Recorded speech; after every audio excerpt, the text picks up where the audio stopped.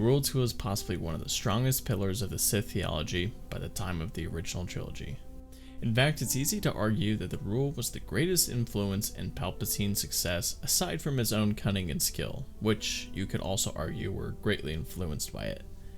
With all that to say about the Rule 2 and how critical it was to the Sith of a millennia, I believe it had Anakin rose to his full potential while being on the dark side, he would have absolutely destroyed that pillar. If you're already familiar with the history and concepts of the Rule 2, you can skip ahead to where I address this idea now. For those of you who don't or would like a refresher, I encourage you to continue watching like normal.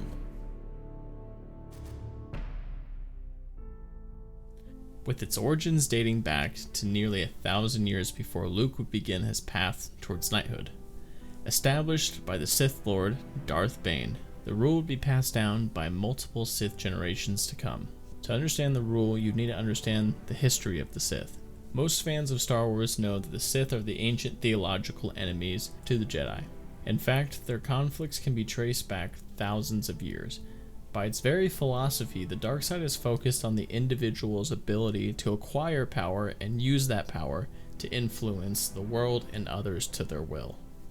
Throughout the history of Jedi and Sith battling for the stake of the galaxy, the Sith always fought on two fronts, one with the Jedi and one within. While the Jedi valued and respected the teachings and experience of more prominent members, the Sith craved control and dominance over one another and would destroy themselves. This remained the greatest obstacle of the Sith. That was until Khan. Khan was a Dark Lord of the Sith with a particular affinity for influencing the mind of others, including fellow Sith Masters. With that skill, alongside his natural leadership and charisma skills, he was able to establish the Brotherhood of Darkness. In the Brotherhood of Darkness, the Sith observed a hierarchy somewhat reflecting that of the Jedi. There were higher-ranking Sith Masters, with Khan being the obvious leader. The Masters were all regarded as equals, at least to a greater extent than their predecessors. Basically, they weren't destroying each other at the same rate. Another way Khan achieved this was by eliminating the use of the title Darth, as it was a title reserved for the true Sith Lord, and thus promoted infighting to see who was the real Darth. This was all fine and dandy until a new member made his way through the ranks of the Sith by the name of Bane. Bane was outcasted during his time at the Sith Academy on Korriban. Because of this, no masters would give him any special instruction that wasn't openly shared with a class. So Bane took to learning from ancient Sith scrolls instead. A practice all but extinct by the Brotherhood, as they viewed the old ways as faulty and therefore weak. Bane grew to test of the Brotherhood, claiming it to be mere pathetic perversion of what it truly means to be a Sith. In his studious research into the ancient Sith, Bane not only learned the way forward, but also how to destroy the weak image of the Sith known as the Brotherhood of Darkness. Bane saw through the lies of Khan. He hadn't strengthened the Sith by mitigating infighting, he only made them weak. It was not uncommon for lesser Sith to team up in defeating a single more powerful Sith Master, replacing one of great strength with several of little. Bane knew this meant the future of the Sith could only be weak. Instead, Bane saw a future for the Sith where there was only two, a master and an apprentice, one to embody the power and the other to crave it. In the best sense of irony, Bane managed to trick Khan into persuading all of his followers to destroy themselves using an ancient Sith ritual called a thought bomb. The thought bomb engulfs any being force sensitive within a certain radius, a detail Khan was not aware of. This left only Bane and his recently found apprentice Xana as the two remaining Sith. As the generations went on, Sith managed to stay under the radar of the Jedi while also growing stronger.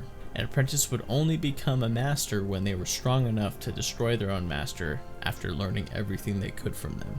So how does Anakin play into this? And why am I convinced he would have destroyed the very thing that greatly influenced one of the most important successes in Sith history? Anakin was, as we all know, the chosen one, born of the Force and stated to have the highest Force potential of any being ever. Even Palpatine knew Anakin would far surpass himself and Yoda. That is, if he wouldn't have lost to Obi-Wan on Mustafar. When Anakin's limbs were severed and what was left of his body was terribly burned, Anakin's potential dropped significantly to the point where he wouldn't be more powerful than the Emperor. However, had Anakin won his fight against Kenobi, and he continued to progress in the dark side with his natural body, the story would be quite different. So the dark side allows its users to reach their potentials at a greater rate than the light. Now, while this came with its drawbacks, that detail is significant for Anakin. Like a young person who finds themselves in a position of power, or perhaps with a lot of money, they tend to not know how to use it wisely, even with good mentorship up to that point. We know Anakin was characteristically reckless and haughty. With his newfound powers growing rapidly and carelessly, I don't think it would have been more than a year, maybe even just a few months, before he surpassed the Emperor and destroyed him, taking the place of Dark Lord of the Sith. In doing so, Darth Vader would have cut off his most important resource to a greater understanding of the dark side, throwing 1,000 years of knowledge and experience away with one life. Time would go on, and let's say Vader takes on an apprentice of his own. I believe the other issue that would arise and contradict the rule of two is that it would have been impossible for his apprentice to supersede him. Again, this is the chosen one reaching his full potential. He wouldn't just be subduing Mortis gods, he could probably manifest them at that point. I'd venture to say Vader would have been much scarier than the likes of even Vitiate. For those of you who don't know, Vitiate used a Sith ritual that consumed every aspect of the Force on his homeworld and granted him eternal life, and went on to rule for over 1,000 years. Creepy black eyes and all.